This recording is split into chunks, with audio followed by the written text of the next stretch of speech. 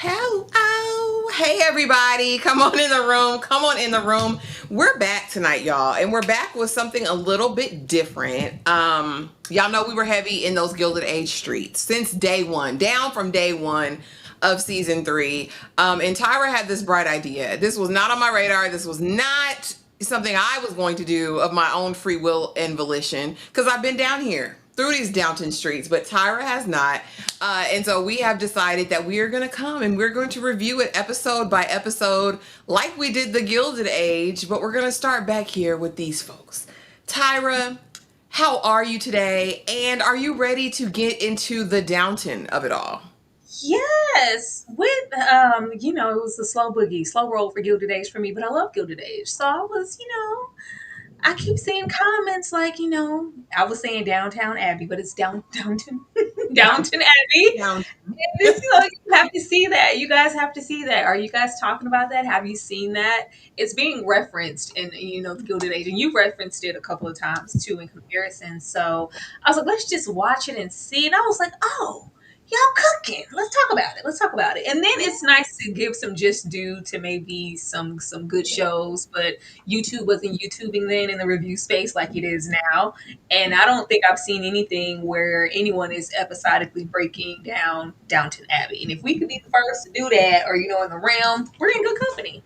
Absolutely, absolutely. And for all the raggedy people in the comments during the Gilded Age who had something to say about what Julian Fellowes will do, don't tell me what Julian Fellowes won't or will not do in his writing. It was evident in the first episode of Downton. It was just as I remembered. He's just as messy and stunty as he ever would want to be.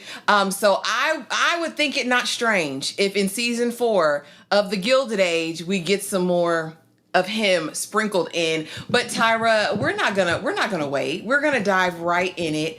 But first, I do want to just acknowledge people who here, and I see a couple of questions, and I want to knock those out really quick. Hey, Dominique Devereaux, thank you for being here. And yes, love. Dame Maggie Down, may she rest in peace. Ever since her turn as sister, fill in the appropriate saint's name from Sister Act. Yes, she was that girl over there in both Sister Acts. Love her down really bad. She will be greatly missed, and she's amazing as Mother over here, Mother Crawley over here in Downton as well. Hey, Breeze, what's going on? What's going on? I didn't know you watched Downton, Breeze. Surprise! Tell me something good. Hey, Soft Life Girl. Hey, Rico. What's going on? Anakin. Hey, Tony T. Rico said, I'm just here so I don't get fined. I like it like that. I don't want them papers. Don't put me on them papers. We like it like that. Soft Life Girl, I haven't watched the season completely yet, and you don't have to. We're going episode by episode. Season 1, episode 1 is all we're covering tonight. Hey, Desi C, what's going on? Good to see you back again. Bree said with y'all pretty selves. I know that's right. Thank you, boo. Hey, Sarah, I was so excited to see y'all covering Downton Abbey. This is my comfort show. Soft Life, yes. Oh, episode by episode. Absolutely. Julian is a whole minute talking about what he won't do over there in Gilded Age. You don't know what this man will do over here. Um, he's a danger to my mental health. It gets real over here. What's going on, Treya ASMR? Hope you're having an amazing evening. Says this is my favorite show. What's going on, Low Reacts? Hey, Darfelina. Oh, Lord. Hey, Darfelina. Treya said, Lady Mary is my girl. I already see we're going to be at odds, Treya. I love you in advance. Take nothing personally that I will say about this raggedy heifer as it proceeds. And anybody who's here, please do not spoil anything. I have never seen this show. This is my first time watching it. So be cute in the chat, please. Ashley has seen it from front to back. I have never seen anything beyond this first episode so far. Now, Treya, this is what I originally thought it was going to be, sis. I thought we were going to be doing a watch. And Tyra said, no, a discussion. We're going to do it like we did Insecure. It's a retrospective, right? So yeah, we're not actually going to be watching it. We may decide to do something in the Discord at some point, but I don't know if we'll actually do one that we air to YouTube. Me and Tyra will definitely talk about it, depending on, who comes through and how it looks. It could be a thing. Who knows? What's going on, Greta? She says, happy birthday, Tyra. Happy early birthday, sis. Thank you, Greta. She says, "Stay off Threads too. It's too much. It's spoiling's bad there. It's bad." And I haven't seen any of the movies, so the movies will be new to me. I haven't seen anything since the end of the OG original canon of Downton Abbey, so it'll be interesting. I haven't seen this, didn't know it was on the schedule, but I am interested. Oh yeah, it's very entertaining. I'd say if you liked the Gilded Age, you're gonna love it over here. It's far messier. There's a much quicker pace. And I think they do such a great job at fleshing out the characters in Downton so well. But we'll get into all of that. We'll get into it. Shout out to the 40 some people who are here already. Thank you guys so much for being here. We're going to get into it. So, Tyra, you know we started like this every single time. This was new to you, okay? So I'm going to come over here to you. Overall thoughts after watching season 1, episode 1 of Downton. Girl, you know this is not my comfort zone, not anything. I do not venture over into these streets. But with, Ashley convincing me, and I was really trying to stick to it and watch The Gilded Age, and I think she also recommended Serpent Queen. I was like, let me give it a try, because Gilded Age really came along for me. And if this was the predecessor, honey, I wanted to know why it's being referenced so much and how it compared maybe to a Gilded Age. Baby, this is cooking. Season 1, episode 1 is very, very well executed. We met so many people in such a short amount of time. And when I tell you, I am invested in everyone. And I can tell you now, in comparison to Gilded Age, I was like, I love y'all. Y'all cute. Like, y'all, those some nice shoes. Gilded Age is, you can see the growth there, but it's giving visuals and beautiful gowns. And not to take anything away from Gilded Age, but I was like, everything that we covered in this one episode, it could have been a Gilded Age like season, maybe half the season. I'm serious with certain, bombs or misdirects or certain things that were alluded to here in this episode. And it just, especially like that first season, it was very much, a slow churn. I was like, we're coming out the gate like this. And I felt like it was extremely like bold, but it was very subtle. And I got to know and get a little something from every single person here. I didn't feel like it dragged. I didn't feel like, oh my God, because you know how I feel about a robust cast. I'm like, all right, it's too many of y'all. And it's really great that we all kind of have them here in this one setting. So that helps. But I did message Ashley. I said, this kind of low-key makes Gilded Age look like a bald-headed stepchild. In the best way, though. In the best way. And especially this third season, I love Gilded Age, but just watching this first episode, I know that we are light years away from where we were there. It seems like we got some push there and some budget and you can see like skeletons of what's here in the Gilded Age, but you could tell like, oh, we got our boat moving here with Julian. He was like, you know what, let me go be cute over there with the Gilded Age. But it seems like we maybe borrowed a little bit, because even getting into Maggie Smith, it was given Ada. I was like, not Ada, Agnes. It was given Auntie Agnes. I was like, okay, it's feeling very familiar, but in a very, very brand new way. And then I also like that we're in a different era. I enjoyed it, if y'all couldn't tell. Yeah, our dowager baby Agnes would have to sit down and take lessons from sister over here, because Queen Mother is just that. You were going to love her down, but I can see why you would draw that parallel. Again, this is a rewatch, of course, for me after many, many, many, many years, and it just goes to show that timeless writing really does stand the test of time. You're like immediately immersed in this world of 1912. The Titanic has just happened, and it makes you feel like you're there. Like, if you can't connect with upstairs, you can connect with downstairs, and it's such a weighty cast. And in a lot of our reviews and critiques as of late, it's like, oh, y'all got too many characters. Y'all can't do this. Y'all cannot do this. This is an example of having a very hefty cast, a very weighty cast, a very broad cast, and still writing to each of the characters with perfection. When I tell you, Tyra, as we go down these Downton streets, each of these people have their own narrative, their own distinct journeys. Nothing gets lost. They don't throw any of these people away. The people that we meet now, it's only going to get deeper. And I love that for us. I love that for us. I honestly wish this would be my first time watching it, because it really is that good. But again, a very strong episode out the gate. We got intrigue, we got mystery, we get to know who these people are off the bat. And just the same fashion that we did Gilded Age, I thought it only right that we go the main characters that were introduced in episode one, we'll go through them and then kind of go through just the events of episode one. So let's get over here, Tyra, and we're gonna start over here with Mm. Kora and Robert. All right. And this is Kora and Robert Crawley. She's the Countess, and he is, what is he, y'all? Hold on, I have it right here. Because I knew I would need my notes fooling with him because I forget his title. I know she's Countess and he is Earl. He's the Earl of Grantham. She's the Countess of Grantham. And she's an American. She's a Yankee from them people over there. If you paid attention closely in this episode, you hear them mention the Astors. You'll hear some familiar names throughout this, but she was, money back in America. He was a fortune hunter. He married her for said money, but they eventually fell in love. They're 20 years later and they are locked in. Robert Crawley, is played by Hugh Bonneville. He's the patriarch charged with preserving the family line and estate.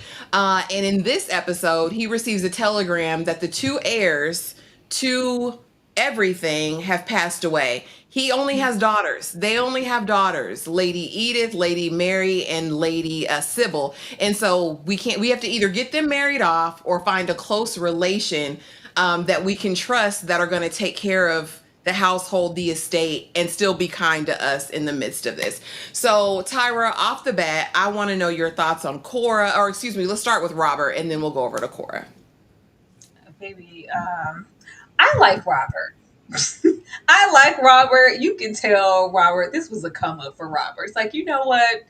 I done been through those streets, and when I met you, Kora, it was for love, but it was really for money. It was that. I love that even though he is very high in station, he still kind of, gets it out the mud in relation to his buddy who comes there and says, man, I need a job.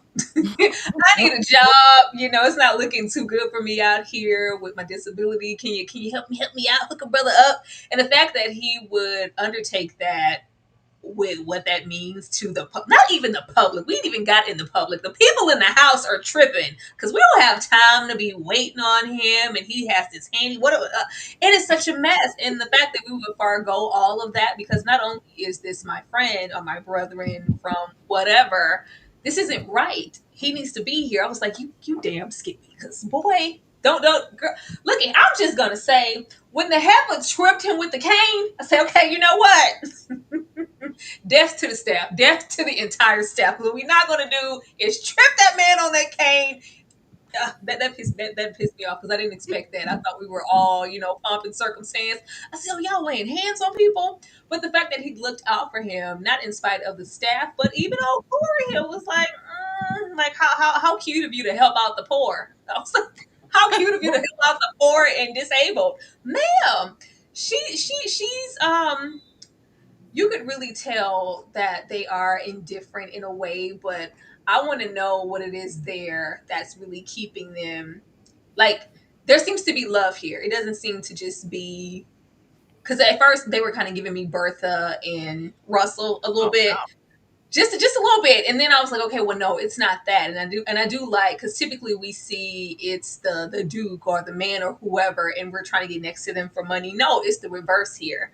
So I love that dynamic, but there seems to be love here and some space for them to be indifferent and not agree on everything. But I look forward to seeing like how maybe they'll clash in a way because they give like we don't argue, I'm sure I'm wrong, but it's very cute. Like it gives like they really, really love and care for each other. And a lot of the times when we get these presented, and probably like more so in movies because that's what I watch, they're quite, loveless marriage, and the woman is in long and suffering, and oh, my husband. No, it seems like they really care for each other. So I like that.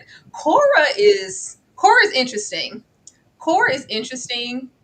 I don't know what to expect from her. I don't know if I'm gonna like her or not because it's very reminiscent of something like Bertha in her ways. And I don't like the way she addressed, regardless of what class she is, the way that she addressed having the friend there and the way it looked. It was given that optic situation, which is why I felt Bertha on her. But I don't know if I'm going to like her. But I also like that I don't know if I'm going to like her. Yeah, I just don't like a mealy mouth woman. But Cora is portrayed by Elizabeth McGovern, an American heiress whose fortune keeps Downton running. If you watch Gilded Age, think Gladys. This is who she is. Who came over and married this man. I will say that Cora is not she is not by far a stupid woman at all. You'll see moments, and I think it was a guise of the time. Like she had to carry herself a certain way in company. What I will give to Cora is that she loved them children. She loved them girls. She loves them girls down bad. And she loves her husband, even knowing that he was a fortune hunter. Over all these years, it has turned into love. They truly have an affection for one another. I believe a mutual respect for one another.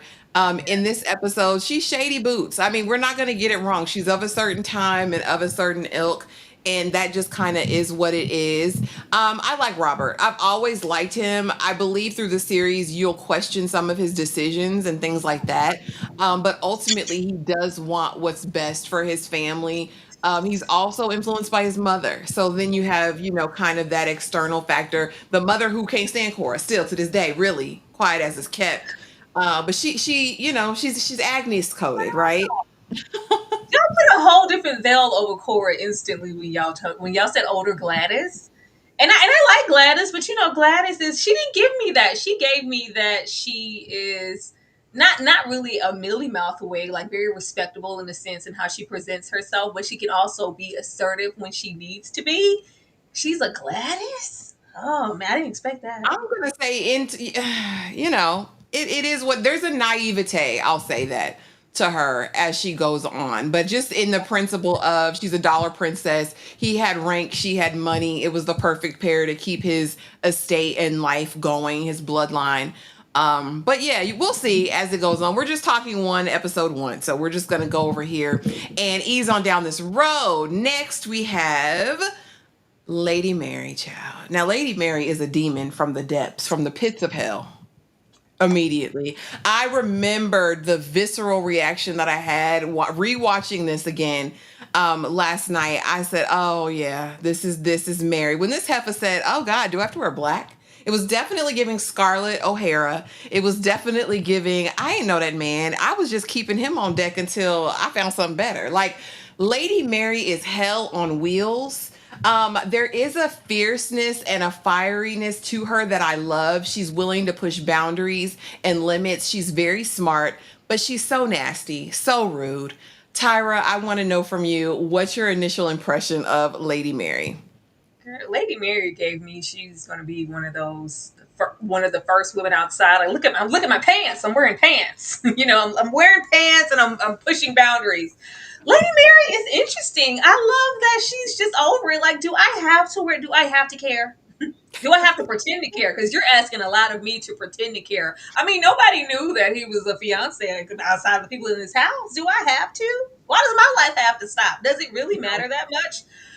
She's very interesting because she's clearly the well sought after pretty sister in the way that it presents, but it's like she doesn't have a desire or want that. I'm just interested in knowing what Lady Mary wants because it looks like at this point we can give a damn about a man. Of course, this is just episode one, but maybe she's looking for a certain type to present to her that she hasn't met yet, like tame her type of energy. But she just seems I don't know, like she's over it and she's so young. She's so young and so over it and it's nice to have kind of the sisters play background to her and they're longing for what seems to be presented to her easily, especially that redhead that I'm sure we'll get to.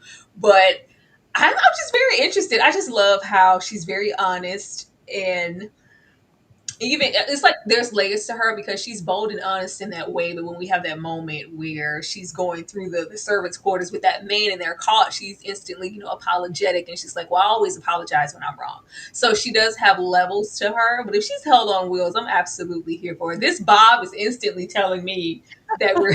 I was like, we don't get to a bomb. Like, yeah, okay. I just can't wait. I like her character so far. I thought she was really interesting this episode. Yeah, she's good for TV. Lady Mary is something that kept me watching as much as as strong as my disdain for her was. I am really curious about how I'm going to take her on this second run. Because like I said, I remember still having just very visceral reactions to not so much her brazenness in terms of how she moves about the world and how she sees men and who she is, her role and identity and all that. My major issue comes from Lady Mary and her relationship with sisters. And you got a glimpse of that in that, like you kind of mentioned before. Speaking of sisters, let's go over here to Edith. I'm gonna let you go first, Tyra. What's your first initial take on Edith? Girl, Edith would poison Lady if she could. She would poison her so she could be the center of attention.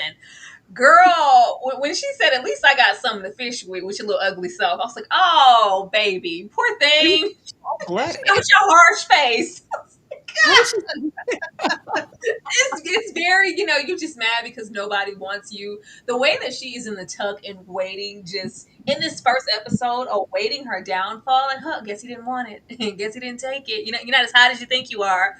She's so jealous, and we always could look forward to some messiness from a jealous sister because they're going to covet whatever you have or always be in competition. I think she's funny. I like how relentless she was at that table, like the dog with the bone. Well, what were you doing down there? Well, just leave. Well, no, what were you doing in the servants' quarters? And why were you in the room? Like, would you shut up, please? At this I like that. I like that she's given, that she's going to be unapologetically her, but also maybe be a little sneaky because if my sister happens to, catch a stray and have a downfall, I might not be bad at that. I might prey on it. Their dynamic, there's definitely a shifting in the power dynamic based on just how the world sees and views Mary in relation to Edith. But to me, Edith is a really smart, vivacious person. And I just feel like she always has felt like her light gets dampened by kind of the shadow of who her sister is. And so for that reason, she's always on react mode. Like always, always TTG, because I have to be with you, right? Whereas when we get over here to baby girl Sybil, who is my baby, Sybil is the sweetest, most loving. Even with Mary, Mary can't even be mean fully to Sybil because Sybil's gonna be like, no, you look so great, sissy. Like, I just love you. The world's just rainbows and butterflies. Like, she is our forever optimist, and I love her down bad. She is kind of the peace in the sister circle. What did you think of Sybil? Are you bored with her, Tyra? What do you think of her as a character upon initial meeting? Sybil's are always sweet, right? Sybil didn't leave as much as an impression as the other two sisters, of course, and she didn't have as much dialogue. It was very, well, you look nice. Well, or her to just kind of come back with Edith. Well, I think you look beautiful. Like, she's very positive. She seems like a looker also. I feel like she's gonna blossom and give a little, give a little shoulder, give a little leg, and take it right back. I think she's gonna be really beautiful in that way. But I am looking forward to seeing what other layers she has outside of, because at first I thought she was a servant. I did. I thought she was, a main servant. I was like, okay, no, this is a sister. There's three of them, so there's that. But hopefully, some more unfolds. But so far, she just seems really sweet. That's all she's giving right now. Absolutely. Demarcus Vaughn, thank you so much for the $10 super chat. Happy early birthday, Tyra. Enjoy your day and many more to come tomorrow. Oh, thank you, Demarcus, most definitely. And y'all, please join us Saturday where we're technically celebrating the birthday because, baby, it's musicals and we love musicals over here. I didn't know I was a theater kid until I met Ashley. Absolutely. It's going to be a fun time. Make sure you're there. Now, let's get over here to Mr. Bates and Miss Smith. I had to double up the staff because we wouldn't finna go through 20 slides talking about the staff over here. But we have Mr. Bates, who is a war veteran who was a war buddy with Mr. Crawley, right? Or what is this? Earl of Grantham, right? And so he's been hired to be, is it his valet? And so he's there now working, but he was injured in the war. And so he's kind of lame, right? He has a little bit of issues with mobility, but he was still negotiating them steps just fine. But he has a cane. And so immediately is smoke for him when he comes in the house. Then we have Miss Smith over here, who has been with the staff for seemingly what feels like a long time. Very kind, very automatically jump in. What can I do? Like, I see you struggling. Let me reach out my hand to help you. We love her down bad. And I believe she attends to Lady Mary. And of course, he attends to the Earl. What do you think of Mr. Bates and Miss Smith off rip, Tyra? So Miss Smith is the maid who brought him the food, the tray, because I couldn't Mhm. tell what Yeah. picture. The hair's up. I don't know what's happening, but that man just touched down, and she was hella concerned. That's her man. I ain't seen nothing. I ain't heard nothing. If that ain't her man, she trying to make it because she looks really young. So I wasn't sure, but she was very concerned. She's like, let us know. Give us a ring. Holla if you hear me, wherever you end up, baby, because I don't want to be worried about you. I will be concerned. Like she was highly concerned about that man, and he was very like, I don't want your soul. The pity. Don't feel sorry for me. I'm okay. I got it. And she kept pressing. Like I don't know what y'all gonna do, but I'm gonna bring them in a plate. I said, is this your man? That's why I was concerned when I thought maybe he was leaving the house. The moment he got there, I was like, ain't nothing wrong with you. Walk straight. This is the usual suspects moments. This is the whole charade. He about to park and act like he has some type of disability, and when you're not looking, he's gonna rob you blind. Tyra, please. I really did. No, because when he gets there and they're already sizing him up, and it's like, oh, they have all of these, wonderful, expensive, whatever things here in this house, and we don't own none of it. Like we clean it, we tend to it, we don't own anything. It's like, yeah, no, we don't own anything here. So I was a little alarmed when I was like, are you there? Are you there to steal? Are you there to steal, sir? I wasn't sure, but the further we got along, I really got invested, and I was like, please don't fire this man. He has made it very clear because he seems like a very strong but yet humble. So I would think it would take a lot, even a little hint at the dignity to say like it's either this or bust. I don't have a lot of options. Can I please like whatever he was trying to negotiate pay and all these other things. So it's this this desperation to him, and I'm just interested to see what else he has been through outside of this injury, and what was his life before, what is his life going to be now that he's here, and what did he go through to realize like this is my last chance. I really don't have any other options. But Miss Smith, the way she was trying to tend to that man, you can't tell me that ain't her man. Maybe they were trying to play on my top, but I'm like, this is going to be your man. You're funny.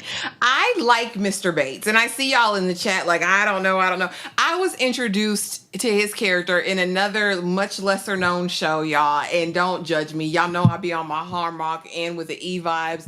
There is a show called Lark Rise to Candleford that I absolutely love. It is in the English countryside, honey, and he's a daddy, and they out there farming and making negotiations with the people in the town and the post office. Like I love it down bad. That's where I met him. He can do no wrong in my eyes. He seems as though he's a man who is bound by honor and duty. He's very integral. He's a keeper of secrets. And I like the mystery that he's kind of shrouded in, right? He's like got a past. He's older. He's got some wisdom. He peeps everything. Like immediately in this first episode, I was like, oh, he clocks everybody's tea. He's the most observant. And then as far as Miss Smith, she's such like just a sweet little angel flitting around about with the downstairs people while we have some of the meanest, nastiest people down there. She kind of comes in just like this bright light, like I'm here to help and serve. And we'll see what happens with Mr. Bates and Miss Smith. That's Tyra. her man. You can't tell me different. Don't play on my top. She was like, I need to go see about that man. I was like, girl, okay. Now, now listen, Treya, I said the same thing on first watch, and when I was watching again last night, I said, is she mulatto? Like I said, is she a mulatto? Is she a quadroon, octoroon, Tyra? It's giving Mary over there with the center people. That's what it was giving to me. Did she give you any biracial teas I at have to all? look at her a little closer. Maybe I wasn't paying because she just really didn't have a lot of dialogue. So maybe I missed the biracial tease. Okay, I'm just saying. I asked the question. I did ask it. Demarcus, thank you so much for the $5 super chat coming in with a song choice, Lord. Which song is better? Every Little Thing You Do by Christopher Williams or Night and Day by Albie Shore? Tyra? As much as I love every little thing you do, maybe Night and Day and I'll Be Sure and that jean jacket and that unibrow is just golden. Okay, it's classic. The awkward, the all it is here in the jean jacket, slow motion. It's player. It's real player. It's iconic. I gotta go with I'll Be Sure. I'm going with Albie Even Shore though too. Christopher Williams was giving Teddy P because Christopher could sing down. Al could. He wish he could sing like that, but the other Christopher songs. Williams. He's still out here slapping people on stage. But I'm still going over there with Albie Shore in Night and Day. I feel like that was iconic. It was the moment, at the time. So I hear. Easing on down. Like, you can't stand Bates. Oh, Sarah. Now let's go over here, honey, because these are some of the two most interesting people. And you think Armstrong is diabolical over at Gilded Age, baby? That's what Armstrong I ain't thought of had immediately. I said, well, at least Armstrong is just, verbal. She's gonna verbally assault you, girl. You physically nothing. laying hands on people and plotting. Oh, girl, she's O'Brien, disgusting. the animus that I have towards Miss O'Brien to this day. Barrow, I will say, Barrow has a very interesting arc, like narratively throughout the show. I don't mind Barrow. I like Barrow in that I kind of hate him at the same time. Like, I like characters that I don't like sometimes. I think he portrays it so well. When I be saying I want a villain, this is what I'm kind of wanting. Like, I'm wanting someone who's so convincing as who they are, but then it's also there's depth there, and you can kind of maybe understand why they're acting and moving the way that they are. But of course we meet Mr. Barrow, and what is he, the first footman?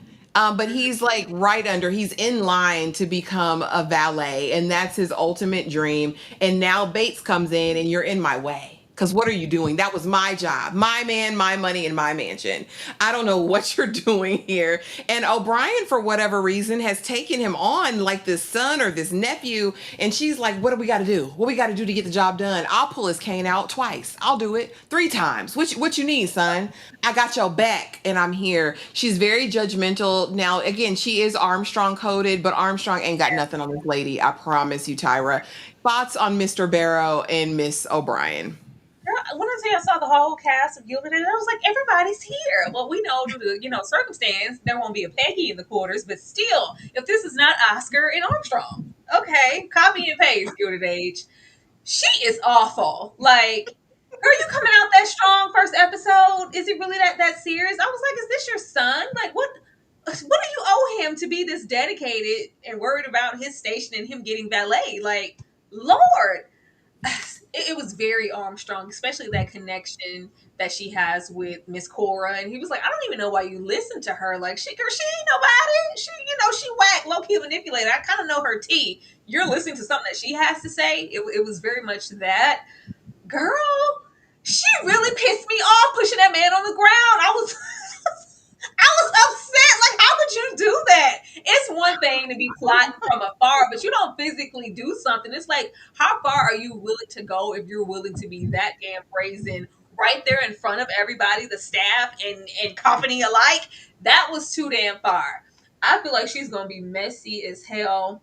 And don't influence this young home session man. It's this man who maybe has potential to be a little bit more, because he was like, well, what am I going to do? They hit up Long John Silver, put him in my position, and I just have to wait.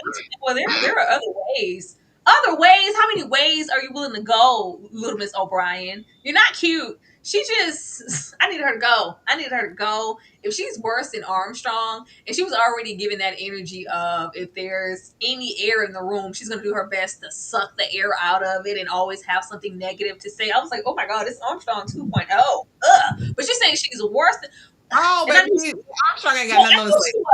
I was chilling at first with just, the in-house gossip and the plotting. The moment she tripped that man, I was like, oh, death to this hoe. This Mr. Barrow here, babe, I need you to be quicker than that. How you gonna roll up with all your evidence, sir? Like, now he has potential. I think he'll have more of it if he gets away from Miss O'Brien. but he has potential to be something. Clearly, he wants to be more. He's trying to be kept. It was very Oscar coded. Like, baby, who gonna take care of me, huh? Room full of people coming to see me. But I'm trying to be kept. I'm trying to be set. I don't want to be here. I really low key don't want to be the damn valet. I want to be a wife. I'm trying to be a Ooh, stepwife. he trying to But have that Louis soft life, Tyra. He want to be a house. he wants his soft life, but in this era, that's not afforded to you. So it's like, how are you going to be here? And for however long you're here, how many people are you going to take it out on that you're not where you want to be? Because I don't like how he was treating the footsman that's underneath him. Like, who are you? We all poor. We all working in this same Downton Abbey. We're all poor. Okay, stop it. But child, the more he stays over there in this coven with this witch, it's gonna be his downfall. If he get a little further away from her and get somebody else's stench on him, he might be a better person. Child, not they done called him, not they didn't call O'Brien the Bayang over on Twitter back in the day. That's going to be her name, Miss Bayang, because I just, she got her little tendrils. Listen, Oscar has nothing on Barrow, not a thing.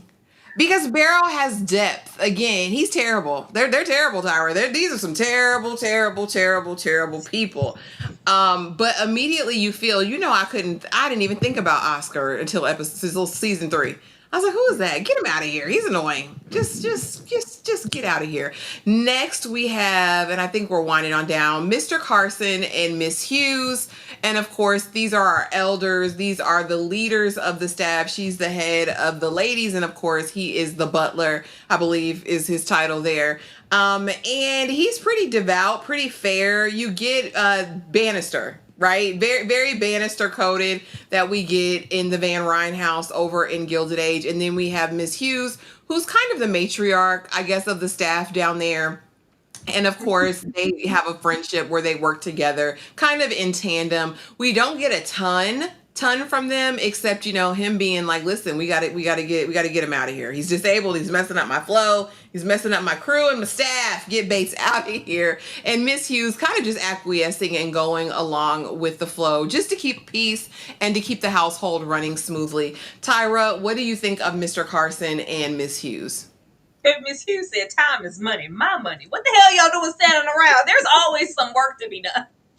There's always something to do. But I like that in the midst, and I will give the show its credit for that, because that was one of the few critiques that I've ever had about Gilded Age outside of certain characters was I would really love to get more into the staff. I feel like we kind of undercut them in their stories for, our characters.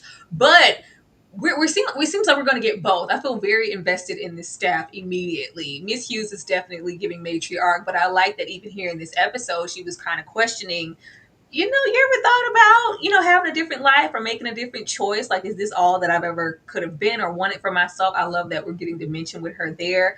Mr. Carson said, not our money, our men in our mansion, but this is my family. This is the only family I got. I love how connected he is, and where it seems like he wanted Mr. Bates gone. I think Mr. Bates gonna be his rotted apple. I really think they're gonna grow to be close because they are both men of a certain age. But you can't tell me that Mr. Bates ain't gonna be riding all about what's his name? Is it Hughes? Is it Hughes Bundle? What's his name?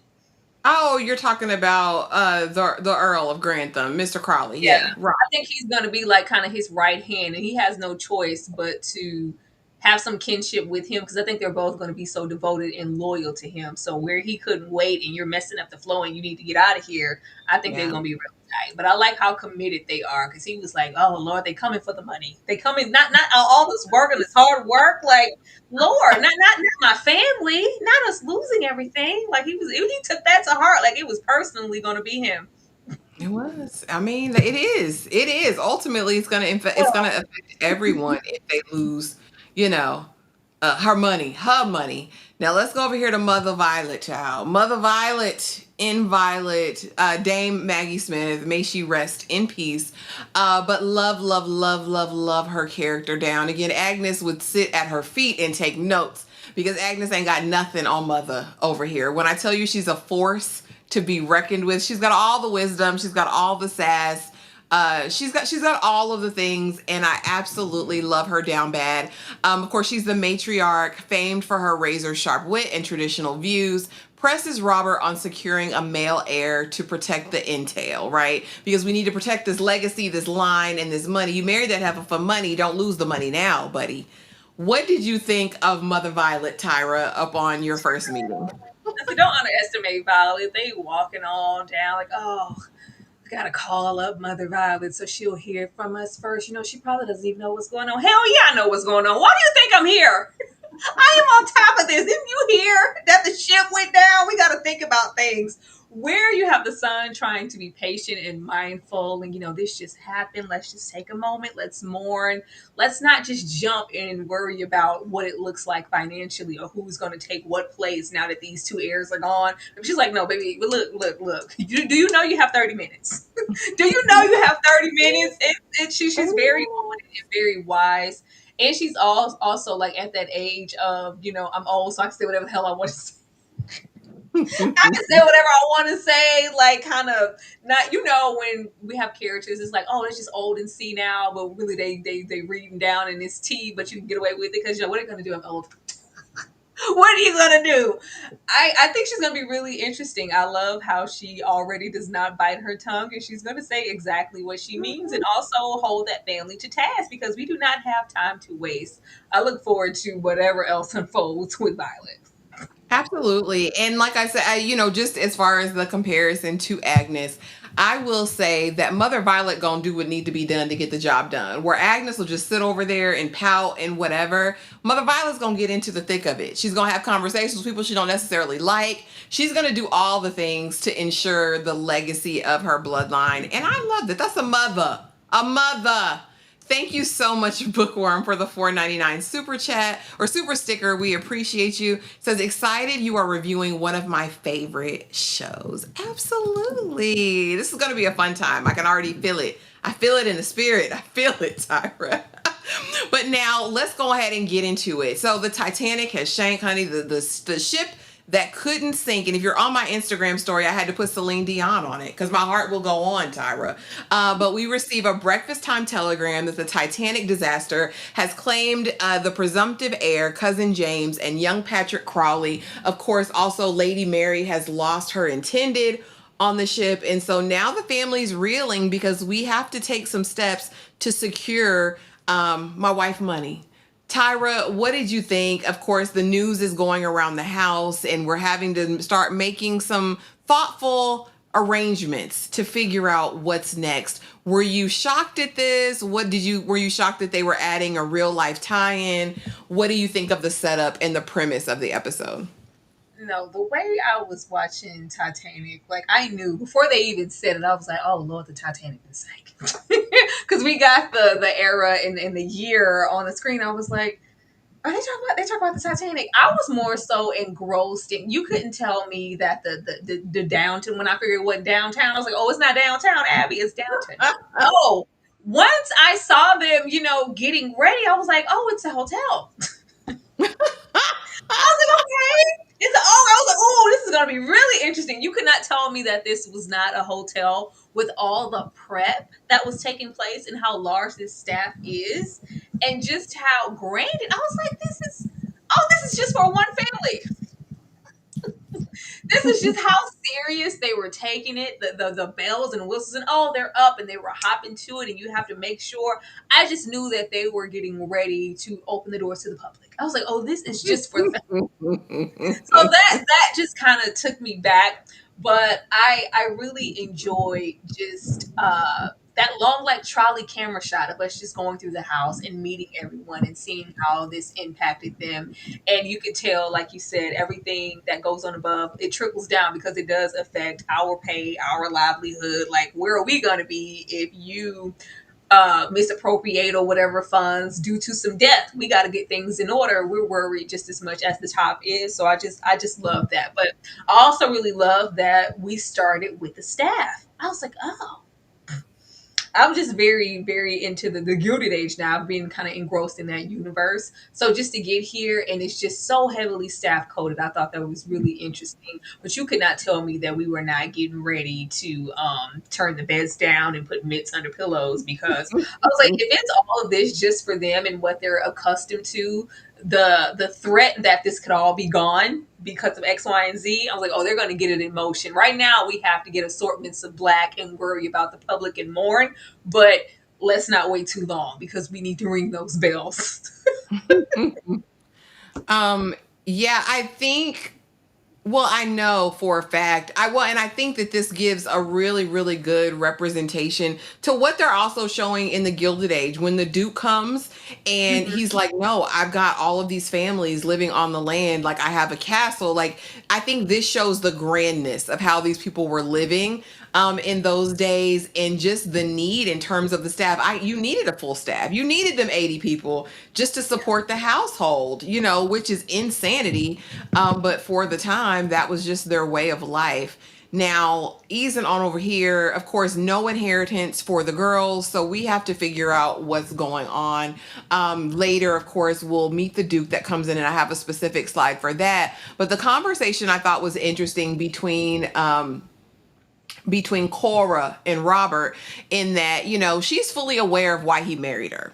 Yeah, I had the money. I know what it is, but what do we do in the instance that Lady Mary has to come up with this? And also kind of not a full acknowledgement of who they know Mary to be. And I'm like, okay, I'm trying to remember when it all comes full circle, when they have to really acknowledge like Mary is her own type of person. But what do you think about this conversation? And basically, we're having to do what we have to do to get this done. Here are our options. We can go to our closest relative, or we basically have to get Mary married off. Like those are our options. She's the eldest. This is what needs to be done. I mean, I like the contrast between them because this was pretty unexpected and abruptly we have to figure things out.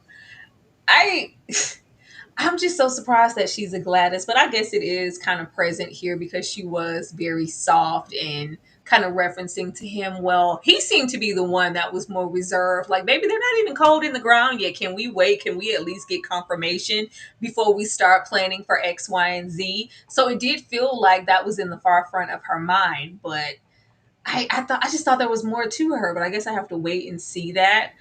This is interesting. We know how important it is. You try to get that heir and try to get that boy, and he just didn't. But I like that it doesn't seem like he has like this strong disposition with his daughters. Because so often when we have these stories or so many others, it's always like, oh, I just never, kind of what we're getting in Outlander. I just never got that, that I need. It's like, no, I love my daughters. This is what we have to do. They're so different. I haven't seen these. I'm serious. I haven't seen these particular characters that often. Not so much in Miss Cora here, but the father. They always give these fathers a very strong disposition, and it's just always kind of you don't get the best representation there. But he seems to be really invested in all about his family and his daughters, and I love that they don't have a loveless marriage, but these things are happening, and we have to react accordingly. And I like that so far they seem like a team, and it's not everybody's just be nasty to each other. I swear it just be real negative and loveless. And I'm like, oh, they like each other. And I thought it may have been a secret, like, well, yeah, everybody knows it's an open secret at this point that you married her for the money, but she doesn't know. It's like, no, I know it was that, and I'm glad that we grew to be more than that. I was like, oh, they like each other. This is so nice. So nice. Read your super chat, Tyra. Really, Polly? This is my show struggles. Really? I wouldn't have guessed that. This is my first time watching it, Polly. I didn't know that. Look, you learn something new every day. This is my first time. I only watched one episode so far. Hey, Larice. OMG, OMG. I literally just finished binging this show. So excited y'all are doing this live chat. Yes, perfect follow-up to the Gilded Age. Absolutely, absolutely. But easing on down here, y'all, it is time to meet the Duke. The Duke is here with his own intention, honey. And really, it was to get some of that Boonchie Cat. That's what he really came down here for, Tyra. But if I can get a wife and a bag in the process, I'll go ahead and do that too. Daredevil was over here flopping and bopping. playing sword fight with peen tips. He was doing all of the things, all the while smiling in Lady Mary's face. I thought it was very interesting. I didn't remember this, but he and Lady Mary had apparently had dalliances before. Because she said, "You remember when we was back there in the what?" Huh? Say what now? He is laying it low and spreading it wide, Tyra, but he's here on a mission. If you got the bread, I got the head, Tyra. What do you think of Daredevil over here and his interaction with the family? Lady Mary seems enamored by him. She said, "I want a bad boy. I like a bad boy. I see it in you. I like it." I mean, they going on missions through the servants' quarters, sneaking in people's rooms. We later find out why he needed to do that. But what do you think of Daredevil? And what did you think of this whole concoction here? I immediately didn't like his face. I was like, go away. I was like, here we go with these dukes. So all the dukes are nasty individuals, is what you're telling me. I did not like the Duke. Duke doesn't seem like, oh, he's gonna grow on you. The Duke is actually like, no. How fun he thought it was to roam through and we know why, but it didn't just seems like oh, it just stops here. We're just doing this and trying to be coy about it. Oh, I'm writing whatever, so I'm gonna go through the servants' quarter and dig through their things. He had his own plan, but the way he felt like he didn't owe that staff nothing, I'm not explaining to you. Who are you? I can go through everything. I can throw all this mess on the floor if I wanted to. It gave entitled. It gave nice nasty, really low key nasty. I was like, Mary, get away from him. Get away from him. This man has nothing but that title. It's nothing that you want. And it didn't seem like to me he was so like where you said like, oh, he was there for a dual purpose. It could have been, for a bag, like, you came there for that D. You came there for that D and you came there for those letters. I don't think that he was hyper vigilant in a way that I would expect him to if it was really about an opportunity for a bag. We didn't seem to invest it in that bag. The way he immediately like, yeah, yes, good footsman boy, I need you to come on down to the room. I don't need you. I want that one. And then we do like he had a plan to manipulate his way to those letters from the moment that he got there. And even the conversation that he was having with the dad, and it was like, well, what did you want me to stand by for? I thought you were going to say, you know what? I really forgot. It don't even matter, player. I'll be going in the morning. I was like, you really came here just for that? It didn't give back to me. And the fact that he didn't really even consider, it just gave booty call. I mean, he came there for that, but he also came, if she would have had a bag and been able to provide him with that for a marriage, he would have married Lady Mary. I think it was a 2-for-1. I think it's I can come here and I can get spread out. I can get put through the mattress. But then also, if I can go ahead and secure this arrangement, that's a win too. A win is a win, Tyra. A win is a win. But he's He didn't know, duplicitous. like she didn't have any, like she don't have no claim to nothing. He didn't know that she went back. This all just happened, right? This all just happened the day before the Titanic sank, and they were just getting news of it this morning. So, yeah, no. If the bag had been there, oh, that conversation would have went totally different with Papa in that room. But I mean, he came and got what he needed. He said, "I got them letters. Listen, you married her for money. You let your son, let's not lose it all. Here, you got to figure out the entail. Since this marriage isn't going to be a thing with Lady Mary and the Duke, right? That's not happening. I need you to go over here. You have to talk to these Crawleys. We'll get to them at the end of the scene. Coming in with all the wisdom, all the knowledge, all the understanding. Mother Violet is here to let you know. And also, what are we doing over there? You got to go, yeah, we have to do what we need to do with this entail so that the family line is secured. That is her primary focus. Do you like the fact that she is singularly focused? And what do you think about her relationship with the Duke, as far as what we've seen so far? Or excuse me, the Earl. It's never a good thing, but you have to be realistic in the times that we're in. Somebody has to be fixated on the bag. We have to worry about that because the way he was like, well, Mom, well, what about love? I love her. What about the fact that she's made me the happy? He's like, yeah, no, we don't care. That's cute and everything, but we married her for money. We need to make sure that money line continues to flourish. Somebody has to be focused on it and make sure that it's in the forefront of the conversation because without it, who are we? What is our dynamic? I think her situation with the son is really interesting too. He kind of has like a little resentment. It's a little anger. Just a little slight tinge of like, oh, like you're always. But I think at the end of the day, he's gonna be mad at her, but also agree because she was probably right about what she told you to do or not to do.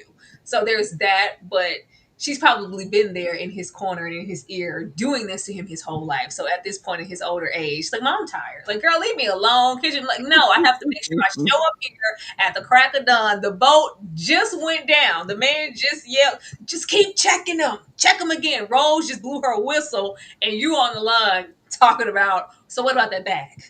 But hold on, man, it just happened. So I think that's that their dynamic is just really interesting in that way because I think she's going to irritate his soul, but she's probably not going to be able to say, "Well, Mom, you were actually wrong about this." She was probably right with what she told you to do. Thank you so much, Bookworm, for the $4.99 super sticker and the comment. Hey, Tyra, welcome to one of my favorites. Looking forward to your review for this show. Wow. Thank you, Oh, Bookworm. But let's thank you, Bookworm. ease on down here. War buddy and valet. But kind of seeing that there's some things we kind of talk about. Yeah, we served together. It was a harrowing time. How have you been? Play a little bit of catch up. How's everything going? Thank you so much for this opportunity. It means the world to me. You know what I mean? I'm here.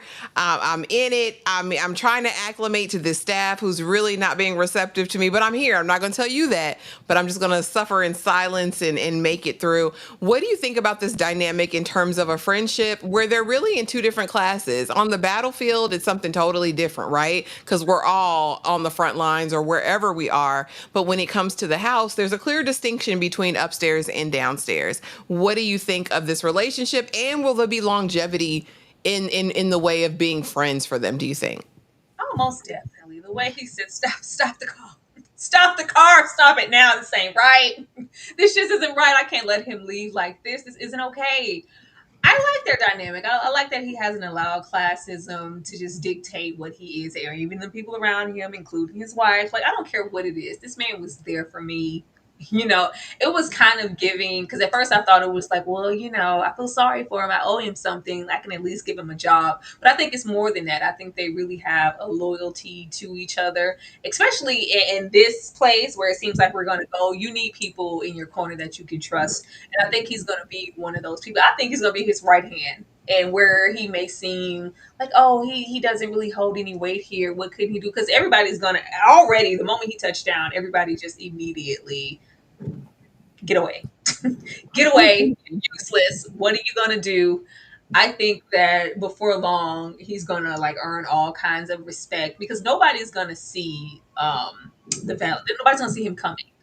They already just cast him off as, oh, you have this disability, you can't do anything. Meanwhile, he's going to be the one getting all the intel, paying attention. Because, like, even when he got there and he was like, oh, handshake, buddy, I'm so happy. And, like, you already know, because it was like, yeah, don't, be too intimidated when he comes down the stairs. It can be a lot, to be in the presence of somebody. It's like, yeah, hey, buddy, I'm so happy you're here. Yes, like, well, y'all didn't ask me. Y'all didn't think I was anybody, so I didn't say anything.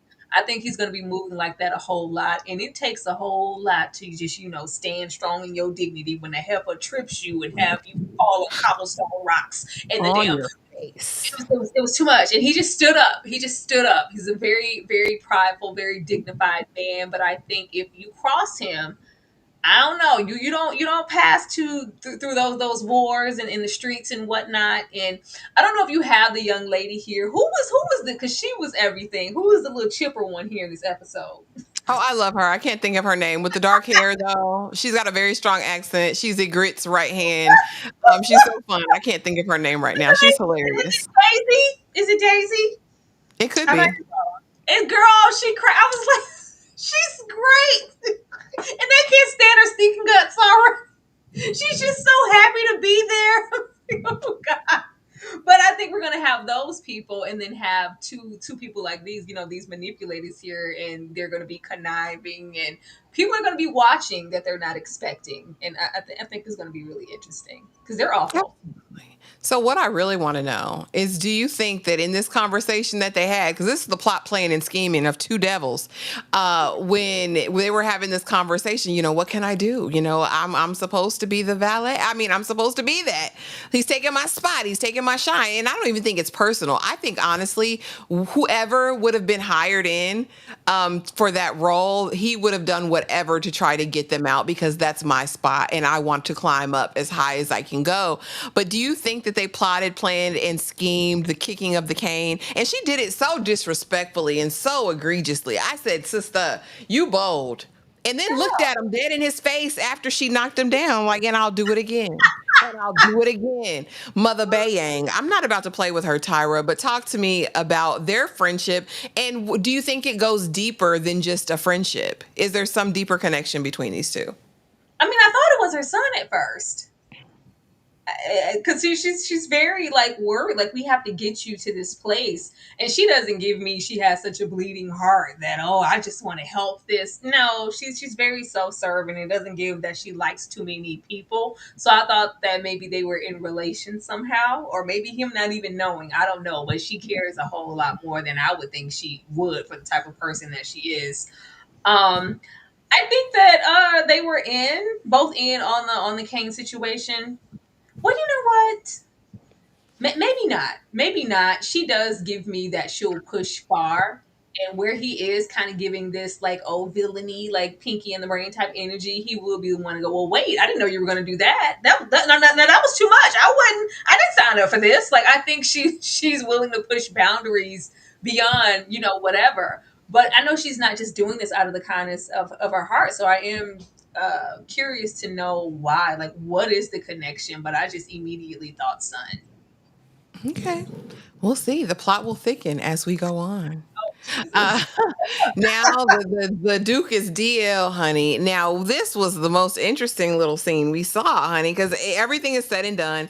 There were clues. If you go back and rewatch it, Tyra, and I don't know if you did or not, but the familiarity, the request, I need him. I need him. That's your okay. The footman, I'll take him. Send him up to my room with my bags immediately because I want to get all up in it. And so, of course, we discover the affair, but not only the affair, but the fact that he's written this man Barrow 100 million letters, and Barrow said, "Not so fast. You think you just gonna take the money and run, John?" He said, he said no. The Duke said, "I got your letters, ho," and they in the fire now. And the way Barrow breaks down in this moment, I said his plan for blackmail was thwarted. He seemed like he just had lost his puppy because them letters burned. He said, "So what are you going to do? You're going to set me up for a dalliance that we had? Oh, you thought you were going to frame me with these? Let me throw him in the fire." Daredevil is a menace to society over here. He was a menace, Tyra. But the Duke is DL. Were you surprised? Were you clutching your pearls? What did you think? No, I'm always very like, because I was looking, because don't we have moments of Daisy running around and she's kind of giving, was she giving him the eye, or was it someone else? Because it looked like he was kind of trying to be coy with her back, and it's like, girl, like, Daisy, please go sit down. But I'm gonna do it for appearances. It was just when he immediately requested him, I was like, why? Why would you immediately request him? And then it was like, well, don't I know you? Remember that one time? Didn't we already have like, sir, just tell everybody at this point. Uh, I was not surprised here. I was surprised at the letter situation because it's giving, if you cared enough to write these letters, there was a stack of letters. So what you really thought was you were going to be over here chilling with old Mary, and he was going to be in the same vicinity as you, and you was going to be sneaking with the deacon on the low while having your wife on this side. But I'm going to send these. But now that I know that this isn't that, oh, baby, those have to be burnt. Those have to be burnt, that incriminating evidence. But the fact that he cared enough and plotted enough to write deep, I'm sure, heartfelt. He was like, I have proof. I have proof you're going down. It's like, oh, do you mean these? It's like, oh my God, he has letters. He has letters, sir. I need you to hide them. Like, he was like, oh my God. And he was banking on that to really be his come up. But it's like, what exactly were you expecting? Because he was like, baby, I want to, it was very Shrek. Like, can I sleep with you? Can I stay with you? No, and Donkey, but can I stay with you, Shrek? Can I go with you? I want to go with you. And he's like, yeah, you were never going with me. Regardless of what was happening here, whatever was going to happen, it was meant to stay between these walls, and I could have my cake and eat it too. But now that I know, y'all not rolling like that with the money, and these things are taking place, I have to burn those to cover myself. But and it shows a lot about his character that he was willing to use that. How much love was it if you were willing to blackmail him so easily to get what you wanted? But I felt a little tinge, a little sorry, A because little bit. I just See, went with my soft girl era. I'm just trying to be a kept woman, Don't you love me? It was nice. I'm interested to see where this goes. Not so much their dynamic, but Barrow or him. It could be them too, but. He is a man, in a certain era, and he is a homosexual. And that's always it comes with its own sets of problems. absolutely. And we don't have to stay here long because we've already touched on it. But you're a fortune hunter, and I'm leaving in the morning. That was the nutshell of it. Yeah, if Lady Mary ain't got no bread, I'm leaving. Yeah, I burnt my letters. My job is really done here. I'm gonna go. I'm gonna head out. I'm gonna head out in the morning. But it was so nice. Thank y'all for having me. Thank y'all for keeping me up. I had a good time. We'll see you again next time. Next summer, next spring. All right. Girl, the way that it's in the chat, because when I tell you when he did say that, I clutched my pearls, which is why, and I thought about you, Ashley, because remember when we were talking about Gladys in the Gilded Age, and we were saying, things could be said without being said, with how she maybe needed to tell Mhm. her how to work that wicked kitty cauldron cat to get that man in check, even though we ended up not needing that, but just like, oh no, they don't do that here, and this is I know what pre. Julian Fellows will do.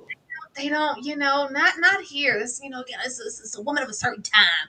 But when he said that, child, what did he say? They Ashley, also called that man Captain Hook or Long John. They did call him that. Like that was a line in the. They but he did. said, the swallow wasn't. Girl, I was like the One swallow. swallow in the summer. One swallow does a summer make or something. He said what? Like one swallow does a summer not make. Like just because you whacked on these yams, don't mean you're about to be a kept man. Look, you just swallowed a little bit more. He said, "Don't do this."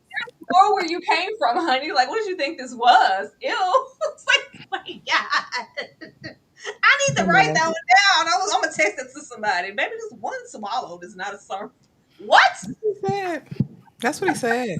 That's what he said. Don't get it twisted. Don't ever think it was finna be this, sir. And then of course everyone got into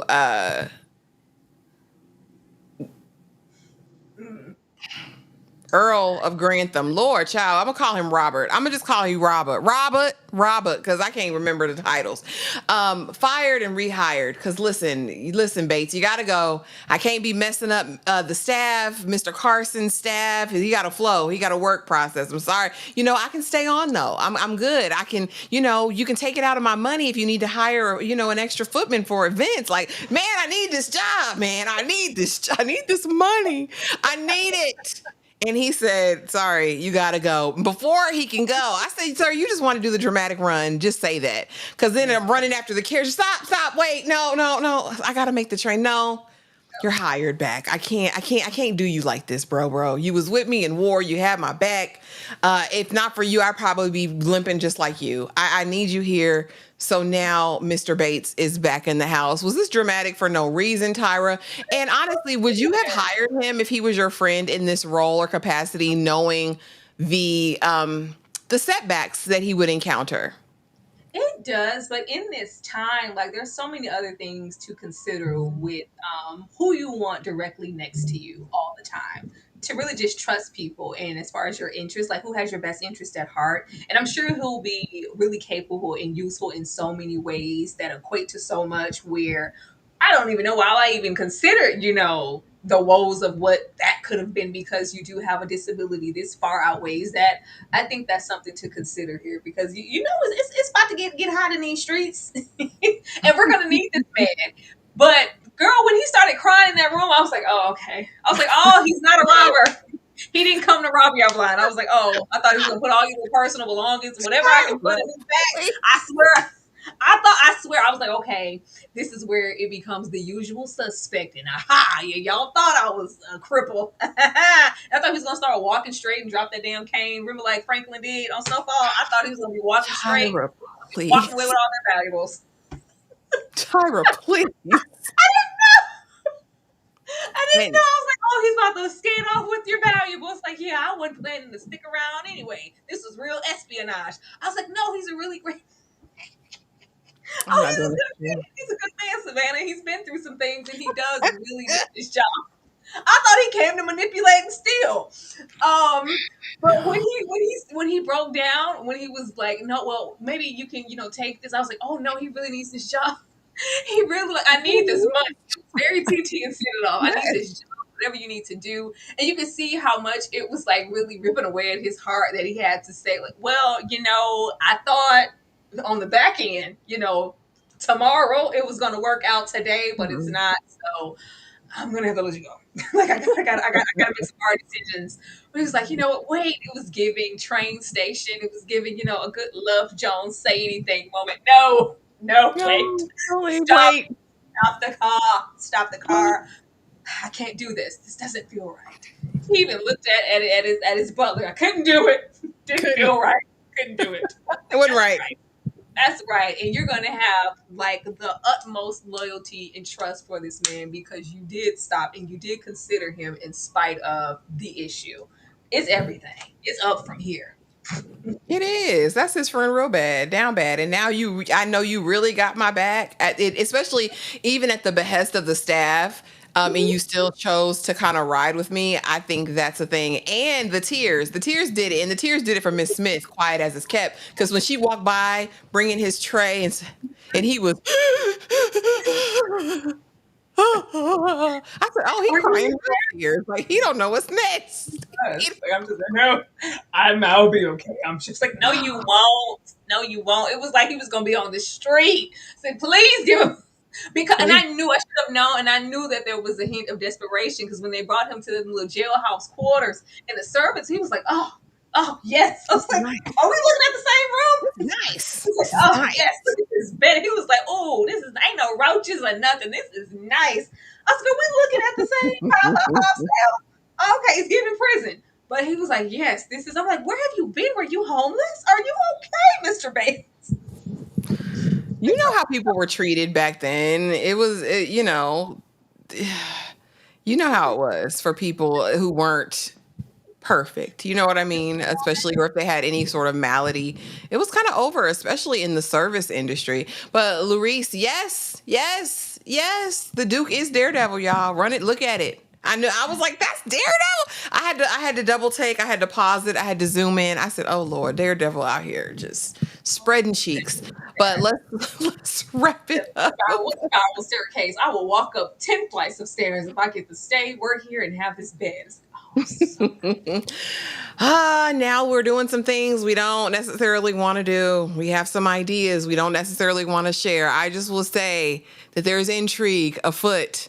And things that we're going to have to figure out because this is Matthew Crawley and his mother. And I don't want to say they're like exiled necessarily, but they're just not them. You know what I'm saying? Like they don't live you don't live the same life I live. You know what I mean?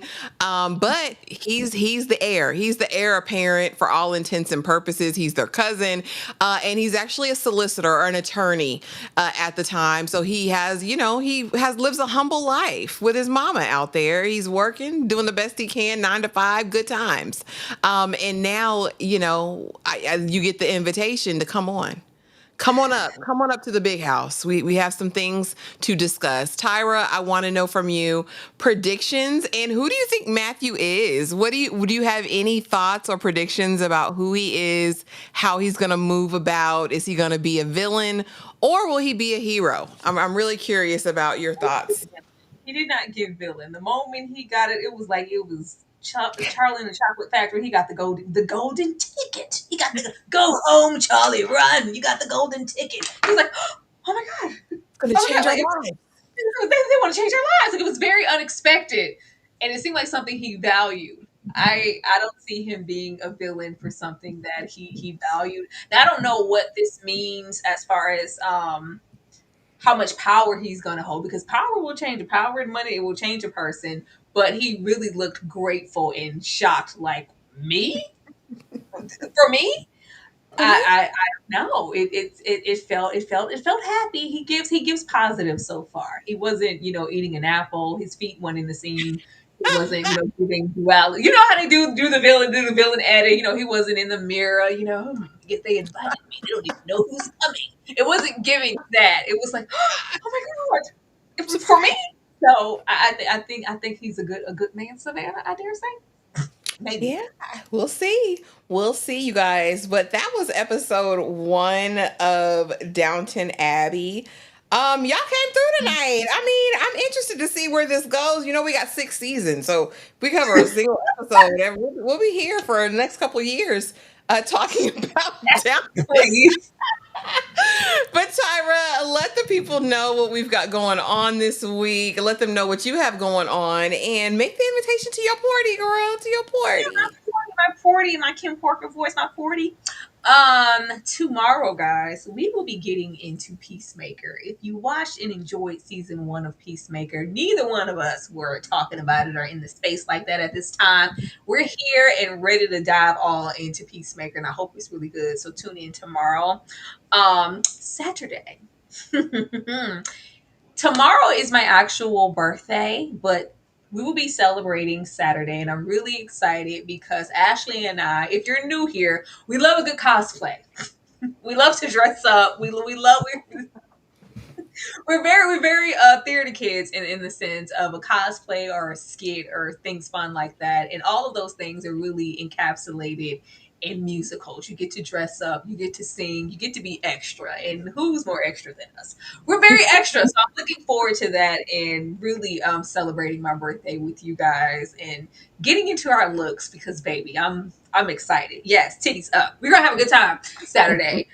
And of course, if you're a member, we will have our Saturday members only watch along. And following that, we get into the latest episode of Outlander. So, yes.